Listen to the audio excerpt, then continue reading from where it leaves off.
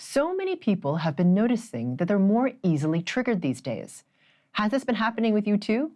Meaning you're extra sensitive to people or situations or in an overreactive emotional state? This might show up in your reaction to things that are said to you or in your perception of people doing things to you.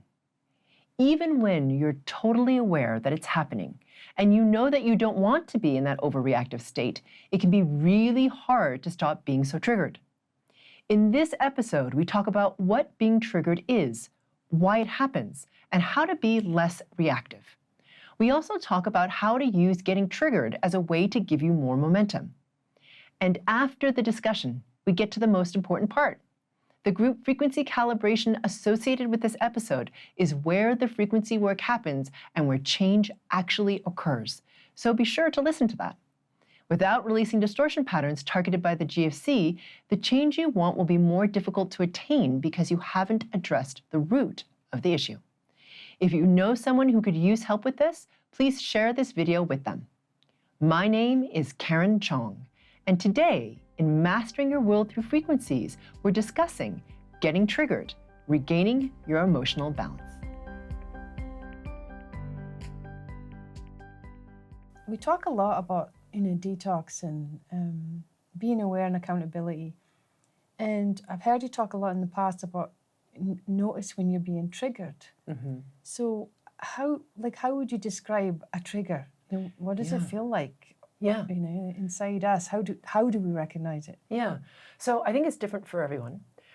It is, to me, broadly speaking, like an over-emotional response that's usually negative to a stimulus. Okay, so it would be something like, let's imagine that someone who is brand new to you, you've never met them before, and they say something to you, and it's not even that controversial. They say something like, nice outfit, but you're like, oh, there's a tone to that. And it like totally, you're like inside, you're like, right? And there's no reason. All she said to you was nice dress. And the way you responded was like really like an over response in terms of like anger or low self-worth stuff or whatever. And like you're kind of roiling inside. Mm-hmm. That would be an example of a trigger. Right. Or for example, if she'd said the same thing to you, you would have been like, oh, thank you. Mm-hmm. I just got it, it's brand new, And so to you, it would have been totally fine. So that's how you know it's a trigger, because like if it had been said to someone else, there would have been no response, right? Because what triggers us is really specific to us, and it's usually an indication of where we have distortion. So our distortions are unique to us. And so a trigger is a really unpleasant and fast way to know where it is that we still have distortion. So And so that makes sense to me. I get that, okay, that's what a trigger feels like. Mm. But what I'm really curious about, right, is, like you say, you meet somebody, complete stranger, and you've had no connection with them before or no context to their life, yet in that instant, you're triggered. What causes that, though? Yeah. Right? Yeah. Because you don't know them. Yeah. You've no past history, but yet inside, you already don't like them. And it's because they say this or they look this or whatever, but you instantly like, Yeah. So it can be a number of things. So the trigger of like by a stranger, like in your context, to me is sometimes what happens is that they will, we have to remember it's not just them physically or what they're saying or doing. It's the frequency resonance or the frequency signature package that's them, right? They don't even know that they're doing it. They're just like, here they are in their beingness, this little physical embodiment of this frequency package that's them. And within that frequency package, they have their own distortions, and they have their own clarity, and they have their own stuff. And so sometimes what happens is when it's someone new like that and you have like such a visceral response, it's because they have a very similar frequency signature to somebody who has triggered you in the past. So your pain body is like, like I know that, I don't like it, I associate it with pain, and I want to get away from this person. They haven't even opened their mouth yet. Yeah. So that can happen. Sometimes it is a past life thing, actually. You don't know this, but you have shared a past life, and it did not, let's say, go very well. Clearly. And your response to them is visceral, and there's no reason for it. But I've had it happen, for example, where it's not even a new person. It's somebody that I was friends with. We got along quite well. Something happened, meaning like we had an experience together where we actually had been in ceremony together. It was very lovely. And then something in him shifted. And in that shift, he shifted into a similar frequency resonance to the person he was in that past life. And I went from thinking he was like the bomb.com, like thinking he was wonderful, to viscerally, literally not being able to physically be in his field. Like I could not sit next to him. I would be like at the other end of the table. And to me, it was very confusing because I was like, what the heck is going on? And for him, obviously, it was very confusing. He's like, hello, we were buddies like 2 seconds ago, and now you can't get far enough away from me. And that is something that can happen because like ceremony, as you and I have talked about before in the past, is where you can enter a sacred space and things can happen, things can shift. So what happened in that moment is he shifted into a similar frequency resonance to that past life that I shared with him that was really not one that went well for either of us. And so that's why I had that visceral response. Okay, so there's 2 questions in there that I want to kind of tweeze apart a little bit more, right? Yeah. So in that moment, when he shifted, I mean, I've got to be really careful because it's easy to blame. Yeah, for sure. Okay, it's not me, it's you. Yeah. Right? So how do we recognize that, okay, part of this is theirs. Yes. And the other part is ours. Yeah, for sure. But only the only part that we have to take care of is ours. Yeah. I get that. But then sometimes, because for me, it's about toxicity and, you know, being in a relationship with somebody that you really shouldn't be. Yeah.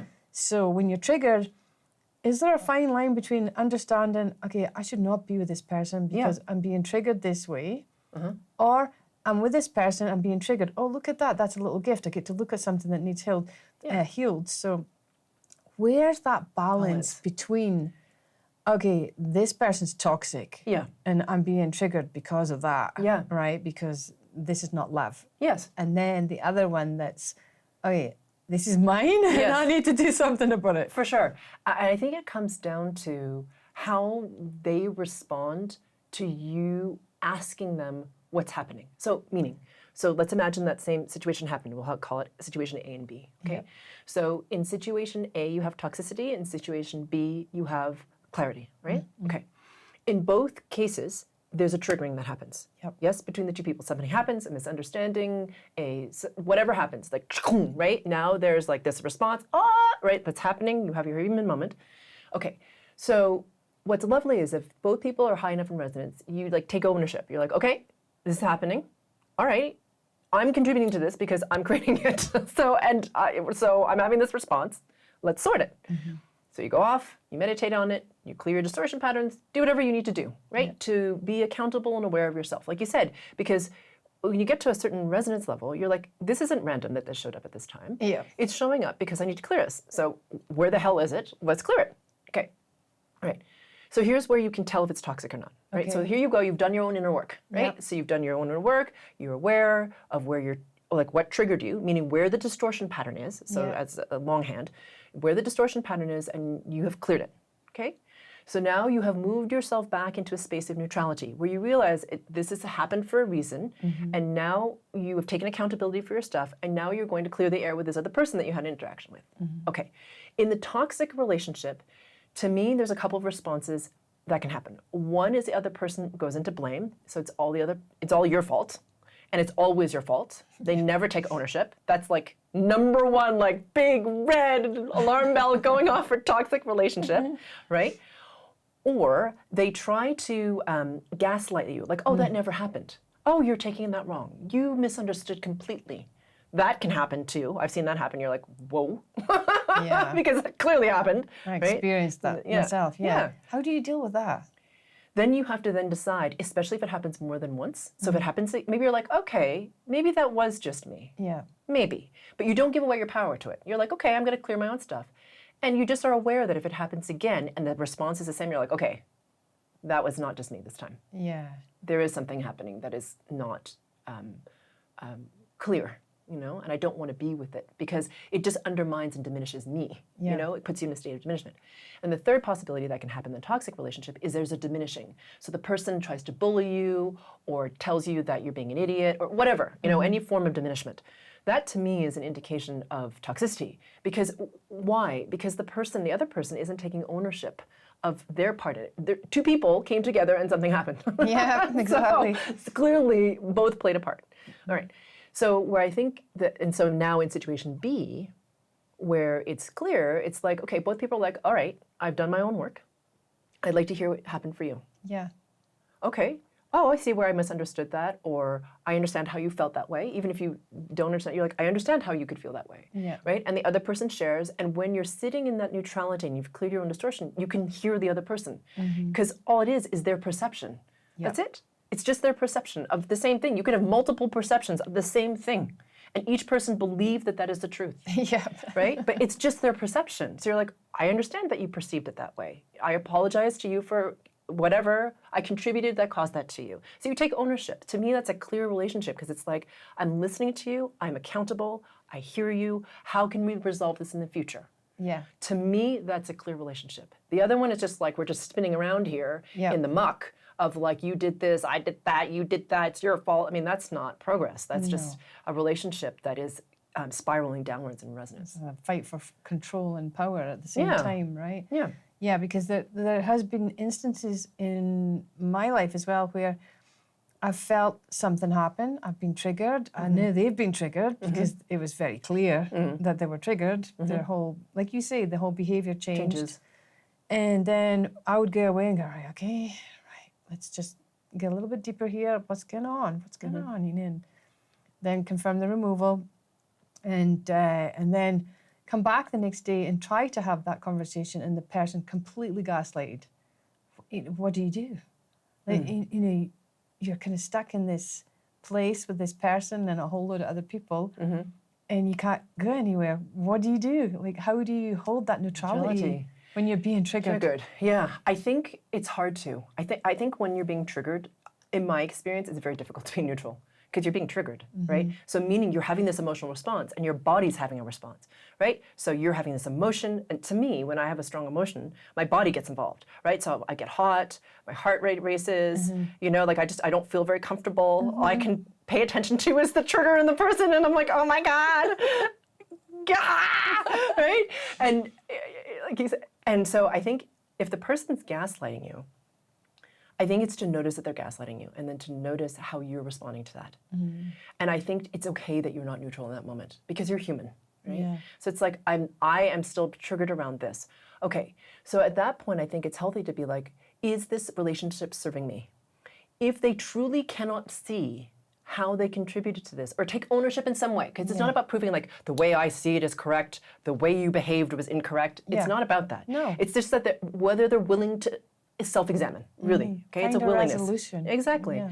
So if they're not willing to do that, or cannot, because some people cannot. Like, that's the thing. Sometimes we want the people we love to be able to give us something, and some people can't. You know what I mean? And so to be like, all right, so this is happening. There's gaslighting here, and there's also perhaps sometimes I've seen this happen when there's gaslighting. There's almost like a diminishment. Yes. You know, it's like, oh, you made that up, and they like kind of make fun of you, or they put you down, and then you feel more embarrassed, and it's like you feel worse. To be like, okay, am I feeling worse and worse and worse in my vibration? Like, do I feel worse in this situation? And be like, and then to go away from that and ask yourself the question, do I want to be in this kind of relationship with this kind of dynamic if the person cannot or will not take any kind of accountability and introspect?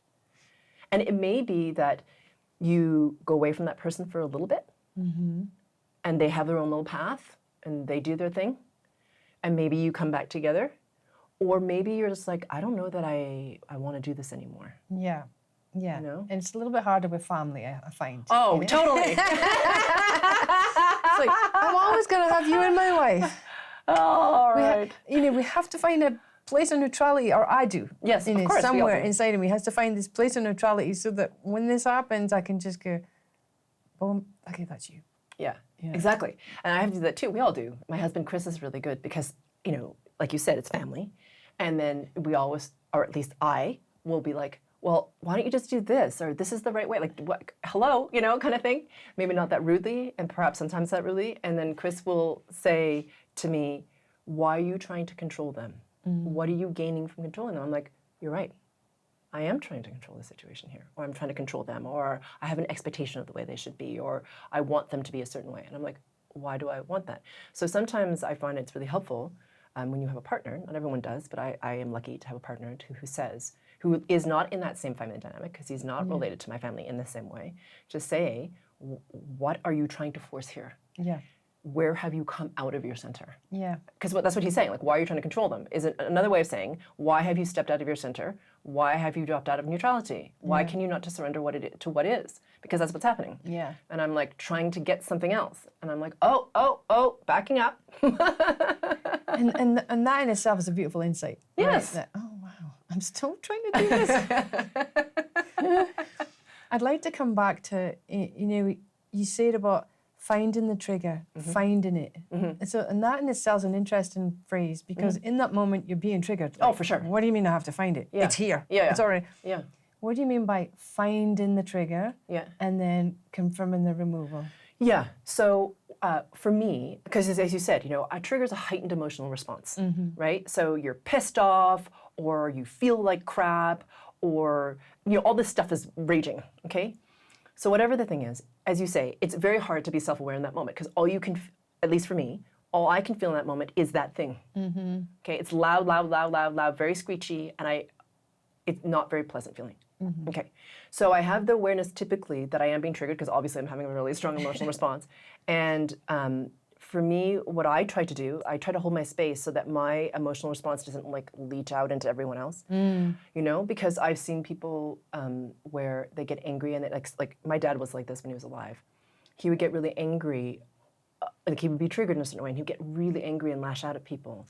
And I would watch them react like really, because it was such an over response to whatever it was that they were doing. Yeah. And so and I could see the impact on the people around him. I was like, whoa, that's like not, it was almost like uncalled for, because I was just like, wow, I don't know that they actually realized they were participating in that way. Yeah. Like he would get angry at the guy in the shoe store. I'm like, whoa, okay, or What whatever did that it was. guy do? Yeah, exactly, right? So in any case, so I'm just aware from having watched my father that there can be an impact, and I'm aware that we all have impact, and so to be aware of myself, and then what I'll do is I'll remove myself from the situation, typically. I'll try to.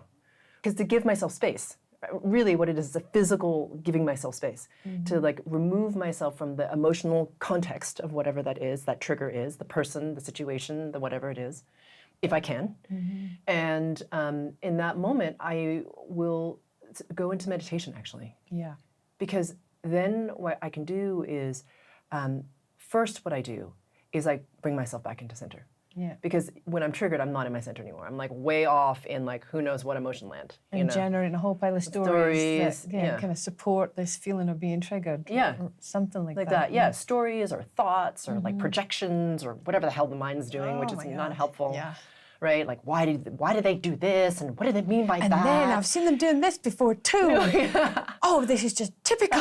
Exactly, that whole thing, right? And so what I find the first thing is what I've said before many times, which is to be aware of my body, to be aware of my connection to source, to come back into my center, right? So if you don't know what the center point is, I recommend watching episode 151 in the 0 point. That's really important. As soon as I come back into that space, I'm like, okay. It's almost like this, when you're back in the 0, for me, it's a space of stillness, like a sense of like me beyond my human reaction. Yep. I'm like, oh, okay, it's like still and grounded, and oh yeah, that's right. I can be still and grounded, okay. And then I can also connect to my big S self, or the self that's infinite indestructible consciousness, which isn't the human self. It's kind of the self that's very expanded, and it's kind of like, in some ways, the big ass self is like, it's not disdain. So please know I'm not saying that this big ass self disdains the human, but it kind of gives it perspective. Yeah. It's kind of like, okay, you're getting all like in your humanness flummoxed. And the big self is like, wow, that's a lot of flummoxing going on there. You're messing up your hair. Exactly, right? And so when I then can be in my big ass self, I start to, or meaning associated with that self that's bigger, then I have a lot of space from my ego mind. And then what I do is I scan for where it's not smooth. I know it sounds funny, but it's like, where are my fields that feel like gnarly, like, disrupted in some way. Not everyone's a feeler. You asked how I do it. Yeah. So I scan and I'm like, what is this? I might not be able to name it. Yeah. I might not know what exactly it is. I might know the feeling of it. And then for me, just because of who I am, I know pretty quickly, actually, even if I'm not sure, I'm like, oh, that's what that is. Yeah. Okay, there we go. That's the ego mind needing to feel better. This is the ego mind judging. It's the whatever it is. I'm like, oh, okay, all right. And then I confirm, remove it. That's how I do it. Because I need that space right? So that's, to me, I physically remove. Yeah. I come into my center, however you all do that. Mm-hmm. And then when you have that perspective of the big S self, then it's easier to be with your humanness. Because you realize it's just your humanness. You know, it's having a reaction. Yes, it's hurt, and yes, it's angry, and yes, it's wounded, and yes, it's angry, or anxious, or worried, or whatever the heck it is, whatever. And what's causing this? Yeah. Because it's not really the trigger. No. It's the self. Yeah, And I'm like, inside. it's something inside. I'm like, all right, let's find it. There's a song, isn't there? Something inside. Exactly. It's like, no matter where you go, there you are. Yeah. Yeah. I also have experienced, more recently, after doing the work, that God perspective that we talk about from the big S. So when I need to remove myself as well, because I can't sit and pretend. So I will move away and I'll work hard at this neutrality. But the mind can be you know, sometimes I have to do breathing exercises just to release that bind that the mind has managed to grab in that moment. And then I actually can feel this visceral change. It's like I'm charged viscerally when I'm triggered, and everything hurts. Everything hurts. The heart field hurts. Everything. And I don't feel love for anything. I just feel like pain, isolation. Aloneness. I think that's what when you feel triggered, that's what happens, right? That you're all alone and nobody gets you, and what? Why did they treat me like this? You know? And all the self-worth. I mean, this is just my experience. And then suddenly there's a shift when I find that space or neutrality, and then suddenly I'm seeing the person, I'm like, wow, I just love that person. Why am I feeling like this? We can talk about this. And it's like the whole thing just flips. But man, sometimes it can take a while, right? It can. These triggers can be deep. Mighty. Yeah, they can be deep, especially if the person who's triggering you is somebody unexpected. So meaning it's somebody that you're close to and you're not expecting the trigger, for example. Or if it's a repeated wounding, like your parents, or like, I don't have children, but I imagine your kids sometimes, like they can say something, it's like, zoom, and you're like, whoa, that hurt, you know? Like, so when we're in that state of hurt, it's true, we go right into the ego mind, and the ego mind is all about separation. It's like, right? Don't hurt me, right? And then the pain body flares, and it's like, screw you, stay away from me, you jerk, you know what I mean? So everything is like flaring, and then you have emotions, and as you said, right? So it's really difficult to get, that's why the 0 point's so important. It's like, come back to the zero, come back to the zero. It's sort of like a discipline to be like, there's a different perspective than this one that I have right now. Although it hurts so much, I know there is one, and I will find it. And even if it's like a tiny, minuscule part of yourself, it's like, there's a different perspective, right? But there's like a little aspect of yourself. It's like, it's okay, you can move through this. You can move through this. And so, but it's hard, man, especially when it hurts. So my suggestion is, if it hurts, to allow it to hurt for a little bit, you know, because it's really difficult. Everyone really, I think some people really want to move to neutrality because they want the pain to stop. Yeah. You know, they're just like, make the hurt stop. So I'll just push myself into neutral. But you're not really pushing yourself into neutral, you're pushing yourself into numbness. So really, even though it's very painful, and we've all been in this place where we've been wounded and it hurt, because we're human, to be like, okay, wow, that really hurt me. Okay, well, all right, I'm just gonna sit with that pain for a little bit. You know what I mean? And just kind of like work through, to allow yourself to be in that space of the wounded. I didn't say linger there for days on end. But to not wallow. But not wallow in it, but to allow yourself to be like, wow, okay, I wasn't expecting to feel, and sometimes it can catch you by surprise to be like, I wasn't expecting to feel all that. Okay, but then, you know what I mean? And I think then when you actually let yourself feel it, you can start to then gain distance from it. That's my feeling of it. But it's like when we try to not feel it, you know, we kind of go through our minds and we're like, the reason I feel this is because of that, and they did that, and blah, blah. That's the mind. That's not just an emotion. That's the mind. So if you allow yourself to feel the wounding, the pain, the loss, the anger, the whatever the heck it is, you know, that you're feeling, then it kind of like for me at least anyway, it kind of settles at some point. Because it's almost like I've been throwing a temper tantrum. At some point you're just exhausted. You're like, oh my God, I can't have any more temper tantrum. I just can't. There's nothing left in the body. Right? It's like, what do they call them? Crygasms or laughgasms, right? Like you cried so hard and there's nothing left. You've laughed so hard. It's kind of like that. Yeah, okay. Yeah. All right. And will you do a podcast on the pain body again? I think so, because I think my understanding of it has shifted, of course, as my own frequency resonance has risen, and it's been so long. I think it's been a few years anyway, since I'll definitely do one. The pain body is it's so fast, and it gets it activates so quickly. Oh yeah. And when it does, it takes over all systems, It's like whole system is now in pain body land. And so I think, we will talk about the pain body, I think, in a different episode. And I also feel like perhaps we'll do a deep dive on triggers. Yeah. That would be a good one. Oh, that'd be an excellent Yeah. idea. I like that. Watch us all move into neutrality super fast. And I'll test it on certain members. Your family. That's hilarious. I think we could all use it with certain members. Totally. And the other thing I'll just mention really quickly with triggering that can really help is to remember to hold your space. Now, this won't help with someone who's new, for example, or something that comes out of the blue kind of thing. But if, for example, you have somebody that we all have these people in our lives, where you're like, oh, it's just a matter of time before, when we're together, that something is going to be said and triggering is going to happen. All right, to really practice holding your space. And what do you mean by that? And so what I mean is to be able to be aware of your body, your breath, your connection to source, aware of the space between your spirit body and you, which is that sphere and arms like all around you, to yourself, and keep it clear.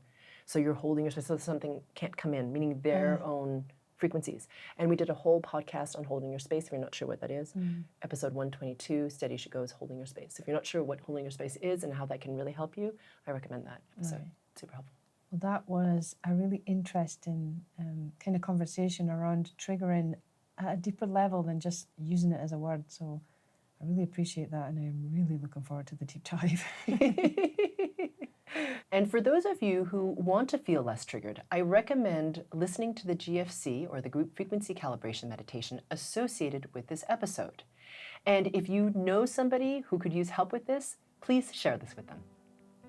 We're about to start the Group Frequency Calibration, or GFC, where we actually do the frequency work and where change is catalyzed. To get to the GFC, click on the square that'll appear to the right or the link in the description below. It's time to bring in a new experience, a new consciousness, and a new world. Let's rise together.